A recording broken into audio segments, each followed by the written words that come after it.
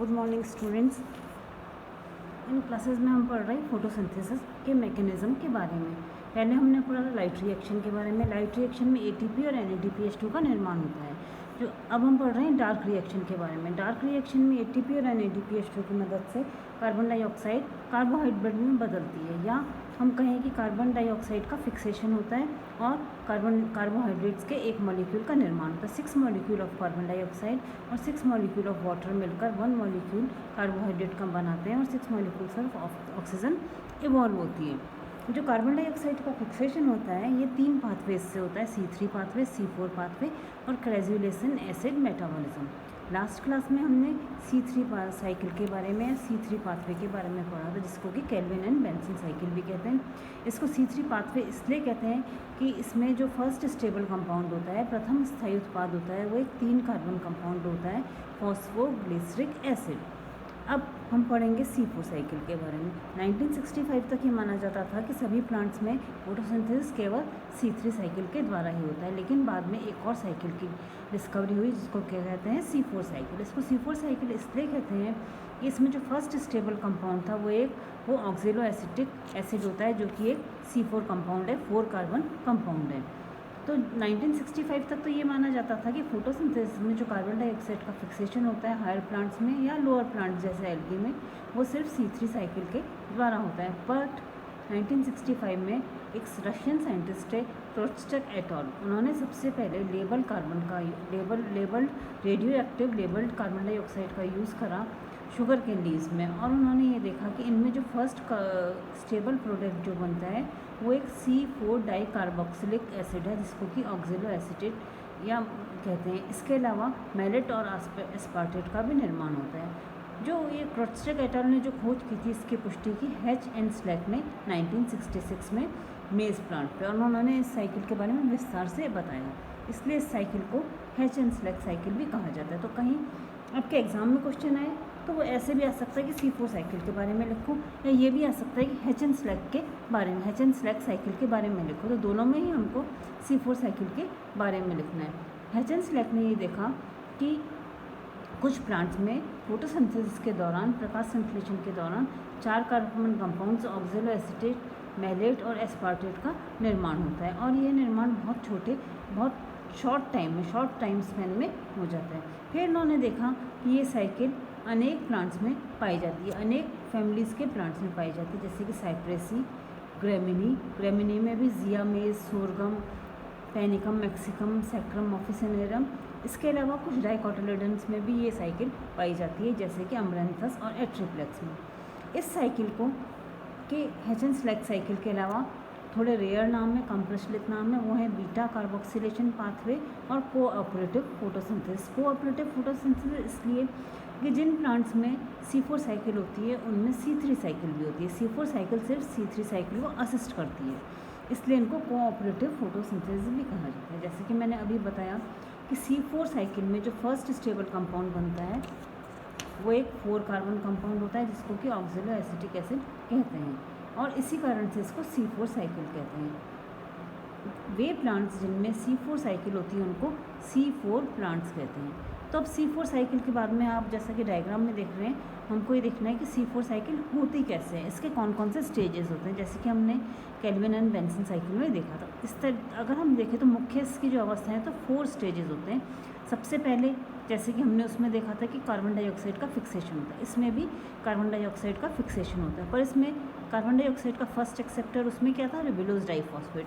इसमें carbon dioxide का first acceptor होता है फॉस्फोइनॉल पायरुविक एसिड, जो कि PEP carboxylic phosphoenol pyruvic kinase enzyme की उपस्थिति में CO2 ग्रहण करता है और ये निर्माण करता है ऑक्जेलो एसिटिक एसिड का। तो सबसे पहला जो स्टेप हुआ fixation of CO2, phosphoenol pyruvic acid से CO2 कंबाइन होती है, फॉस्फोइनॉल पायरुविक एसिड का कार्बोक्सिलेशन होता है और एक C4 एसिड का निर्माण होता है, जो कि ऑक्जेलो एसिटिक एसिड भी हो सकता है, एस्पार्टेट भी हो सकता है, मैलेट भी हो सकता है। यह प्रक्रिया होती है लीव्स की मीजोफिल सेल्स में। तो फर्स्ट स्टेप में phosphoenol pyruvic acid phosphoenol pyruvate kinase नामक एंजाइम की उपस्थिति में कार्बन डाइऑक्साइड से क्रिया करके एक C4 एसिड बनाता है, जो ऑक्जेलो एसिटिक एसिड, मैलेट या एस्पार्टेट तीनों में से कुछ भी हो सकता है।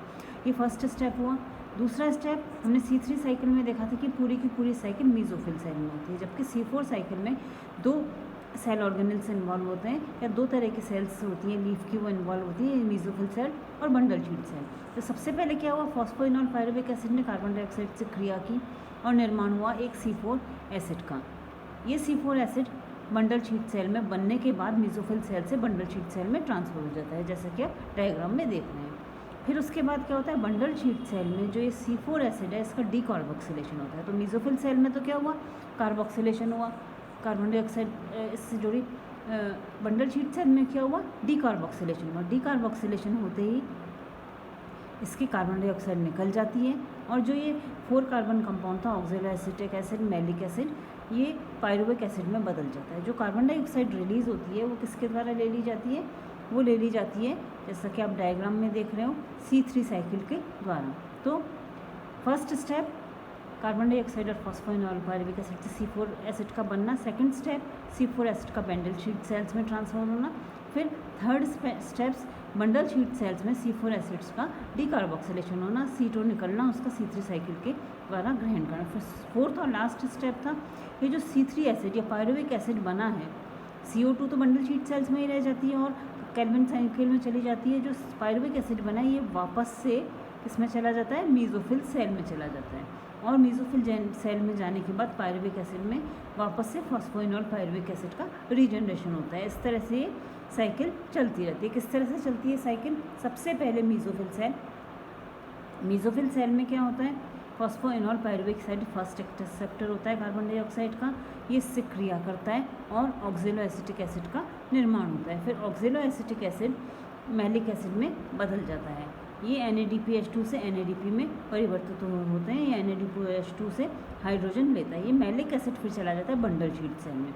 बंडल शीट सेल में मैलिक एसिड जो है वो पायरुविक एसिड में बदल जाता है, डीकार्बोक्सिलेशन होता है, कार्बन डाइऑक्साइड रिलीज होती है जो केल्विन साइकिल के द्वारा ले ली जाती है। इसमें NADP NADPH2 में बदलता है।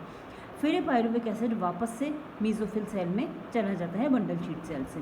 यहाँ ये वापस से फॉस्फोइनॉल पायरुविक एसिड में बदल जाता है और इसमें एक ATP कंजम्पशन होता है जो कि AMP में बदल जाती है। इस तरह से phosphoenol pyruvic acid mesophyll cell से होता हुआ कार्बोक्सिलेशन और डीकार्बोक्सिलेशन होते हुए वापस से बंडल शीट सेल से होता हुआ मीजोफिल सेल में आ जाता है। फॉस्फोइनॉल पायरुविक एसिड का रीजनरेशन हो जाता है और ये साइकिल निरंतर चलती रहती है। हम थोड़ा सा वापस से देखें इसके स्टेप। सबसे पहले फॉर्मेशन ऑफ ऑक्जेलो एसिटिक एसिड। सबसे पहले कार्बन डाइऑक्साइड का जो प्राइमरी एक्सेप्टर है C4 साइकिल में वो एक 3 कार्बन कंपाउंड है फॉस्फोइनॉल पायरुविक एसिड। ये क्रिया करता है कार्बन डाइऑक्साइड से और निर्माण करता है ऑक्जेलो एसिटिक एसिड का। फिर है second step formation of malic acid and aspartic acid. जो ऑक्जेलो एसिटिक एसिड है ये बदल जाता है मैलिक एसिड में, इसमें हाइड्रोजन से क्रिया करके। फिर ये जो मैलिक एसिड है ये इसमें जाता है, वापस जाता है बंडल शीट सेल में, किसमें बदलता है, pyruvic acid. Malic acid NADP से क्रिया करके पायरुविक एसिड बनाता है।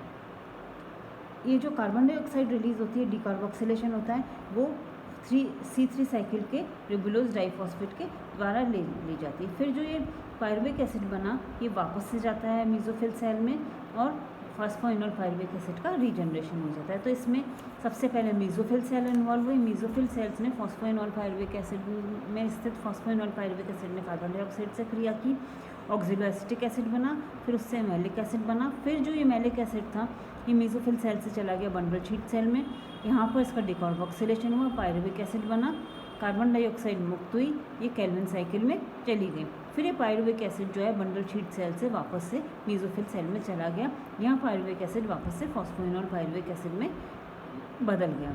तो इस तरह से मीजोफिल सेल से स्टार्ट होती हुई साइकिल बंडल शीट सेल पर और बंडल शीट सेल से वापस से फॉस्फोइनॉल पायरुविक एसिड का रीजनरेशन हो जाता है मीजोफिल सेल में।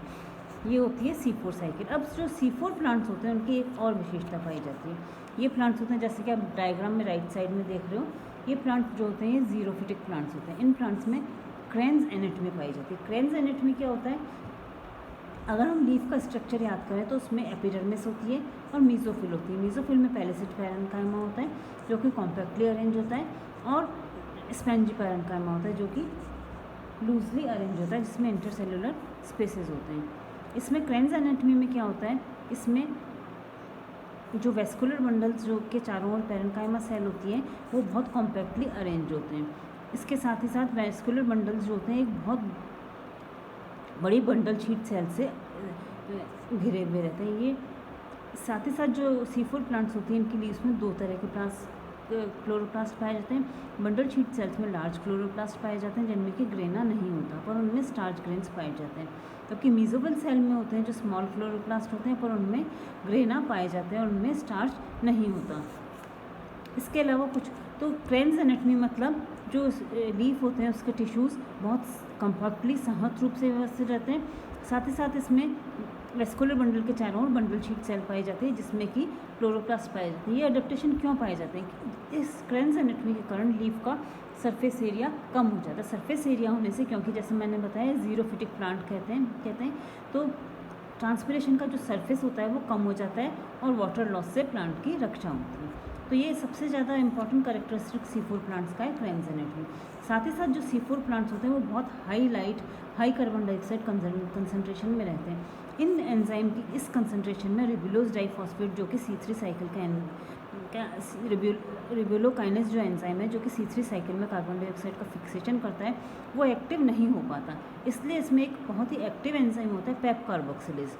ये PEP carboxylase enzyme adverse condition में कार्बन डाइऑक्साइड ग्रहण करता है और इसको फिर ये किसको दे देता है? रिबुलोकाइनेस को, केल्विन साइकिल के में स्थित रिबुलोकाइनेस एंजाइम के बाद को, जो कि कार्बन डाइऑक्साइड से कार्बोहाइड्रेट का निर्माण करता है। तो C4 साइकिल का क्या काम होता है? मेनली एडवर्स कंडीशन में CO2 ग्रहण करके उसको केल्विन साइकिल को देना, जो कि एडवर्स कंडीशन में उसका एंजाइम ये कार्य नहीं कर सकता। तो C4 साइकिल का मुख्य कार्य होता है C3 साइकिल को कार्बन डाइऑक्साइड फिक्सेशन में असिस्ट करना। साथ ही साथ इन प्लांट्स में क्रेन्स एनाटॉमी पाई जाती है जिससे कि ज़ीरोफिटिक कंडीशन में होने वाले वाटर लॉस से बचा जा सके। तो C4 प्लांट्स की ये दो कैरेक्टरिस्टिक तो हो गए, क्रेन्स एनाटॉमी और दो तरह के क्लोरोप्लास्ट पाया जाना। साथ ही साथ कुछ और विशेषताएं पाई जाती हैं, जैसे C4 साइकिल होती है वो मीजोफिल सेल में होती है, जबकि C3 साइकिल होती है बंडल शीट सेल में होती है।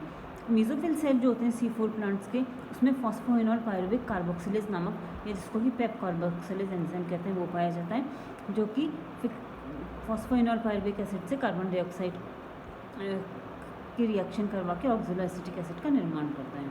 तो इस तरह से C4 प्लांट्स में कार्बन डाइऑक्साइड के दो प्लांट होते हैं, मीजोफिल सेल्स में फॉस्फोइनॉल पायरुविक एसिड और बंडल शीट सेल में रिबुलोज डाइफॉस्फेट। C4 प्लांट्स में जो फर्स्ट सिंथेसाइज कंपाउंड होता है वो ऑक्सलो एसिटिक एसिड होता है। C4 प्लांट्स होते हैं उनमें फोटो रेस्पिरेशन नहीं पाया जाता। C4 प्लांट्स जो होते हैं वो ट्रॉपिकल और सब ट्रॉपिकल रीजन्स में पाए जाते हैं। इसके अलावा C4 प्लांट्स जो होते हैं वो हाईली प्रोडक्टिव होते हैं फोटोसिंथेटिकली, क्योंकि उन कंडीशंस में जहाँ C3 प्लांट्स का रिबुलोज काइनेज एंजाइम क्रिया नहीं कर सकता, वहाँ ये पेप कार्बोक्सिलेज एंजाइम रिएक्शन करने में सक्षम होता है और ये बाहर से कार्बन डाइऑक्साइड लेता है, उसको फिक्स करता है और उसको C3 साइकिल में दे देता है।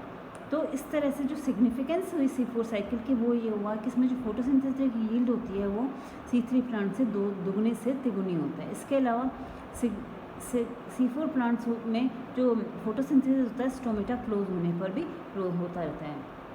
इसके अलावा जो C4 प्लांट्स होते हैं वो हाई टेम्परेचर और हाई लाइट इंटेंसिटीज़ में भी कार्बन डाइऑक्साइड फिक्सेशन का काम कर सकते हैं। इसके अलावा जो C4 प्लांट्स होते हैं वो हाई टेम्परेचर में भी फोटोसिंथेसिस का काम कर सकते हैं। तो C4 प्लांट्स का क्या काम होता है?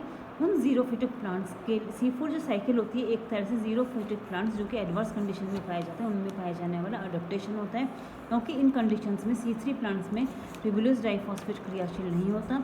इस C4 साइकिल का पेप कार्बोक्सिलेज एंजाइम क्रियाशील होता है, वो कार्बन डाइऑक्साइड लेता है और रिबुलोज डाइफॉस्फेट को दे देता है जिससे कि कार्बन डाइऑक्साइड का फिक्सेशन होता है। नेक्स्ट क्लास में हम पढ़ेंगे C3 और C4 प्लांट्स के डिफरेंसेस के बारे में और क्रेजुलेसिन एसिड मेटाबॉलिज्म के बारे में, जो कि कार्बन डाइऑक्साइड फिक्सेशन का तीसरा पाथवे है।